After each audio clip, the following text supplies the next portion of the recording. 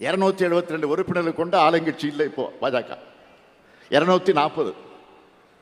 நல்லா கவனிங்க, 240 தான். அதனால் ரொம்ப எச்சரிக்கையோடு பாஜக தலைமை செயல்படணும். கொஞ்சம் கேப் விட்டா பூந்துருவோம் நாங்கள், மனதில் வச்சுக்கோங்க.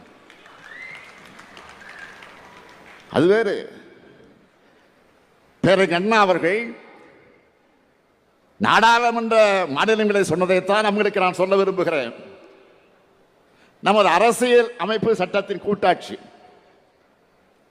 அந்த முறையில் இருக்கக்கூடிய பல ஒற்றைத்தன்மைகளை எதிர்த்து போராடுகின்ற ஒரு தாக்குதல் முன்னணியாக நீங்கள் திராவிட முன்னேற்ற கழகத்தை கருதி கொள்ளுங்கள் அண்ணா முழங்கினார். அதே முழக்கத்தில் நான் சேர்த்து சொல்வது,